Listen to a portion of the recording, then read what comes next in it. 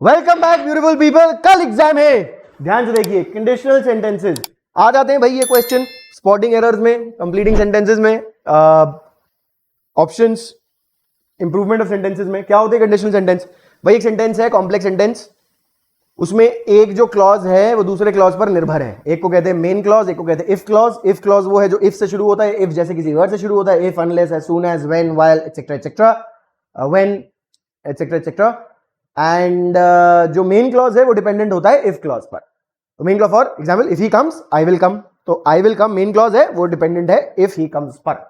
किससे शुरू हो सकता है? If provided as soon as, no sooner than, when, unless, until, ऐसे लिख सकते हैं। So no sooner did he come than no sooner did the teacher come than he started behaving himself. दो पार्ट है, इफ क्लॉज, मेन क्लॉज। अब if clause क्या होता है? देखो चार तरह के होते हैं। एक इफ क्लॉज प्रेजेंट टेंस में हो सकता है, इफ क्लॉज पास्ट टेंस में हो सकता है, इफ पास्ट परफेक्ट में हो सकता है, और एक अलग से हम लोग थोड़े मिसलेनियस पढ़ेंगे जिसमें इफ अलग अलग टाइप के। अब इफ सिंपल प्रेजेंट में, आगे सिंपल फ्यूचर। इफ जो है सिंपल प्रेजेंट में है, आगे सिंपल फ्यूचर है। देखिए इफ प्लस सिंपल प्रेजेंट, तो इफ आई विल कम नहीं, if I come to Delhi I will meet you. ठीक है, दोनों चीजें फ्यूचर में हो रही हैं और एक जो है दूसरे पर निर्भर है। मेन क्लॉज इफ क्लॉज पर निर्भर है और इफ क्लॉज जो है वो सिंपल प्रेजेंट में होगा। She came to meet as soon as you reach, she will come to meet you. देखो शी विल ये मेन क्लॉज है, she will come to meet you as soon as you reach Delhi, ये if clause है, as soon as, if you reach Delhi, as soon as you. If the government becomes strict, corruption will surely finish unless he takes care. If clause is simple present, takes care, he will not recover. There will be, the main clause है, there will be rush at the platform when the train arrives. ये if clause है, जब, ये condition है, जब ऐसा होगा तब ऐसा होगा।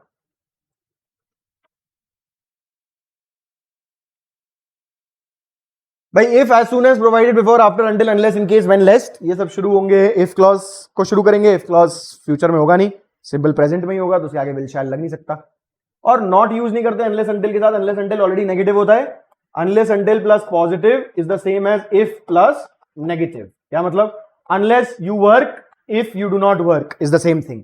Unless you work you will not pass, if you do not work you will not pass. Conjunction से हम लोगों ने किया हुआ ऑलरेडी, एक बार रिवाइज कर ले रहे हैं।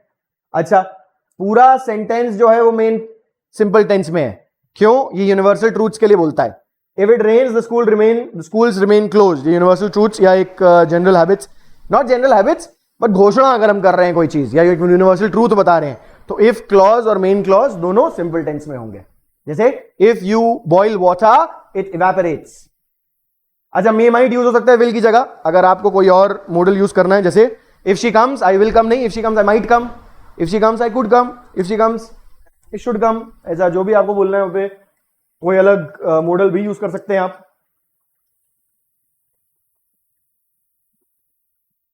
और अगर सजेशन है तो शुड मस्ट यूज करेंगे भाई, जैसे भी बोला।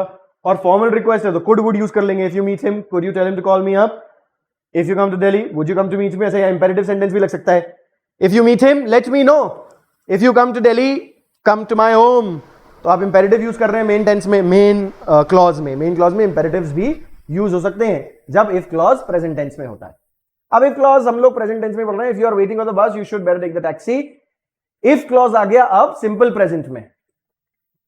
सिंपल प्रेजेंट में था अभी तक और प्रेजेंट कंटिन्यूअस में आ गया अब। If you are waiting for the bus you should better take the taxi. If you are not reading the newspaper you should let others read it.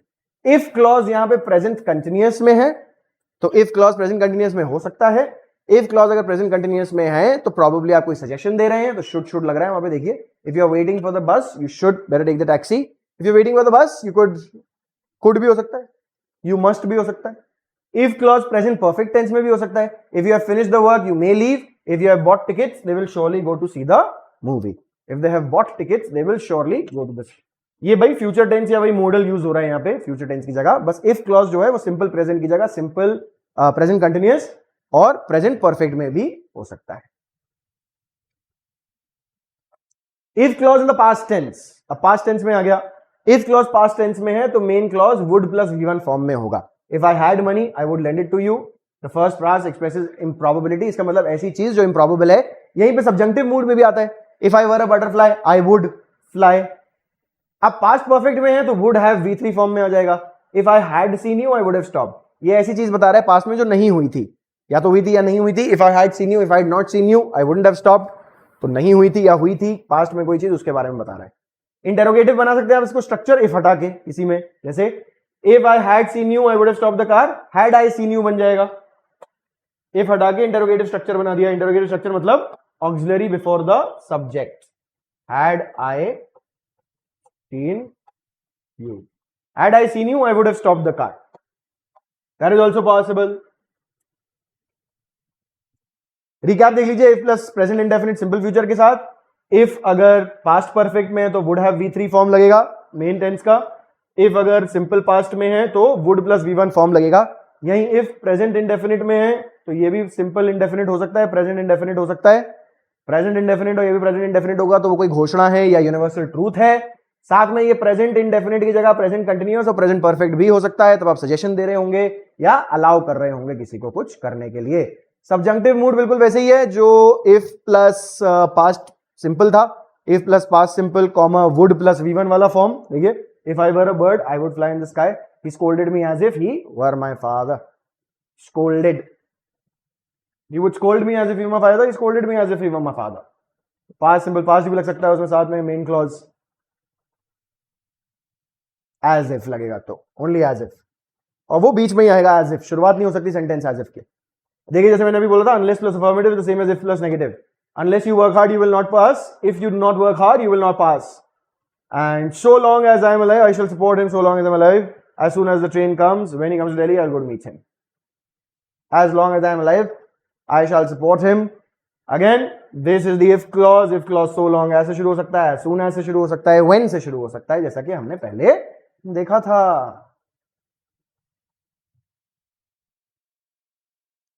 So that's that for conditionals.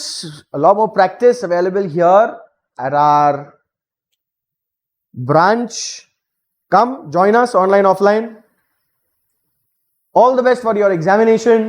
I have been Anmol, your guide through this journey on the English language in association with Math Tutorial. Thank you so much for joining in. I shall see you in the next one.